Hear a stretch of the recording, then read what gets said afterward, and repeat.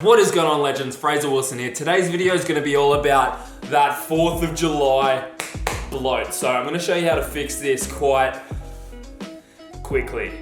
Ooh, alright, what is going on, guys? I really do hope you're having an amazing day. Today's video, as I mentioned before, is going to be all about the bloat, how to reduce it, why it happens, and everything else in between. So this is a pretty universal issue. Bloating is going to happen to us pretty much at some stage in our lives. So with that, I want to take you through a few quick and easy things that you can incorporate over the day to help reduce that bloat and get back to your normal, shredded looking self. So with that, guys, we're going to jump right into that. But first and foremost, I'm going to go trim these damn sides because it's getting quite long and I don't want to do this video with this goddamn hair going on. So we're going to go get a haircut. I'm going to take you through those bloating tips. Alright guys, it's pretty damn dark in here, but I'm going to be going to get a haircut. So this is the before shot. Sides are a little bit longer. This is the afterwards. Let me know what you guys think. Oh, alright guys, that is the trim. So I literally just realized you could not even see the before. Still guys, a lot cleaner, a lot fresher. Alright guys, just at the gym now. Man, this freaking haircut. He's pushed this up quite a lot. It's quite high. But anyway, I want to take you through the first tip of overcoming the bloat, and that is going to be water. If you are experiencing bloating, you need to be drinking H2O. It's super easy and it's just gonna get everything flowing. Now, not to sound too grotesque, but pretty much if you don't drink water, you're gonna get dehydrated. And that dehydration is gonna lead to hardened stools. Now that's not good. So a very simple and effective first step is just to make sure you're actually sipping on water throughout the day and you're not incurring any kind of dehydration, especially after 4th of July, guys. If you just had a big night out drinking, then obviously you're gonna be even more prone to dehydration. So get in your water. Now, I'm in the gym, guys. I'm gonna be getting in a shoulder workout, which I'll take you through in just a little bit. Got to warm up first, so I'm gonna go downstairs and get that workout in. All right, what is going on, guys? So I'm gonna be taking you through the rest of those bloat fixing tips in just a little bit. If that is all you are interested in and you're not really interested in a shoulder workout, then skip to the time that is on the screen right there, right now. So first and foremost, guys, we're gonna be starting things off with the power movement, which is going to be the overhead press. Now for the overhead press, what we're gonna do is continuously work up in weight until we hit a max and final set, which I'll get into in just a little bit. So this here is really going to help you get that explosive movement straight out of the hole, and it's going to really recruit a ton of fast twitch muscle fibers, which is really important for overall hypertrophy. So for this, guys, we're going to slowly increase the weight until a max set, and what we're aiming for here is 6 to 8 reps. So for this, guys, you really need to push the boundaries on this. This is going to be the exercise where you really want to take it to absolute failure.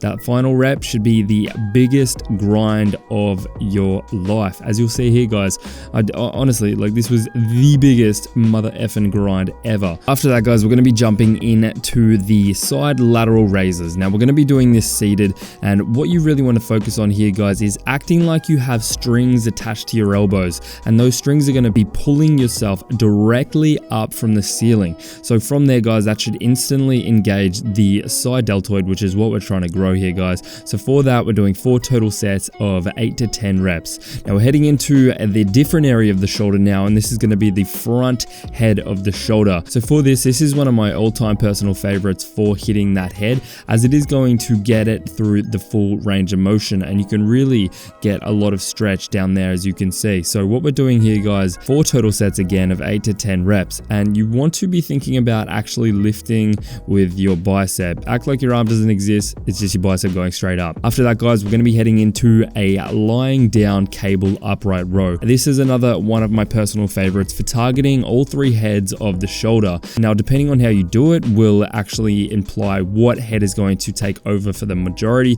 but for the most part, guys, it's a really great multi-headed exercise, and we're doing 3 sets of that one of 8 to 10 repetitions. After that, guys, heading into the final head that we're going to be torching, and that is the rear deltoid. Now, for a lot of people, the rear deltoid is going to be the weakest point of their shoulder, so I would recommend them doing the rear deltoid first as opposed to the front and the side. But for me, it is a strong point of mine, so I'm going to do this after everything else. And what we're doing here is just a dumbbell fly. So that one there, 4 sets, 10 to 12 reps. Last but not least, guys, we're going to be hitting a little bit of shrugs. Now, this is great because your traps in your shoulders just really tie in nicely together. The same function that the shoulder serves, you usually ties into the traps as well. So throwing in some shrugs there is super duper important. So we're doing 4 sets of 8 reps on that. Finally guys, I'm just going to hit a little bit of incline dumbbell because my chest is just a big weak point of mine. I do like to throw in an extra couple of sets on my shoulder days for the incline dumbbell press. Just 4 total sets of 6 reps on that one. So I'm really ecstatic with how the physique is looking. I'm packing on a good amount of mass. I'm at the heaviest I've been,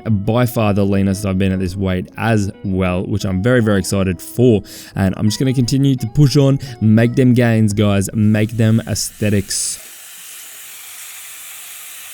Alright guys, I really do hope you enjoyed that shoulder workout as much as I did, but that is enough of working out. We're going to get back into how you can actually unbloat yourself. Now, the first way to actually unbloat yourself, guys, is to subscribe to my YouTube channel, my dudes. I guarantee you that will be instant unbloated. If you are enjoying the content right now, be sure to subscribe because honestly, I couldn't think of a reason why you shouldn't. And if you can think of a reason why you shouldn't, comment it down below. And if you can't, subscribe right now. I'll wait.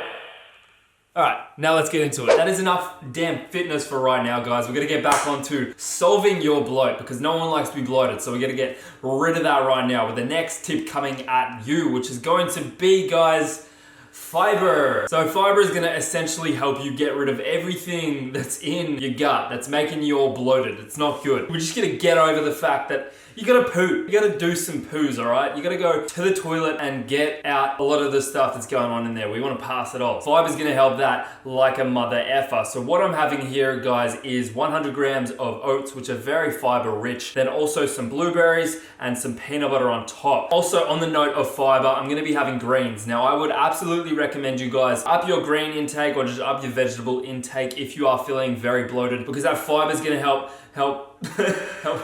get your stools nice and hard and get them to pass through pretty much. Now a good fiber goal per day, guys, is going to be 10 to 15 grams per 1,000 calories that you intake. So if you're intaking 1,000 calories, that's going to be 10 to 15 grams. If you're intaking 2,000 calories, that's going to be 20 to 30 grams. If you're intaking 3,000 calories, that's going to be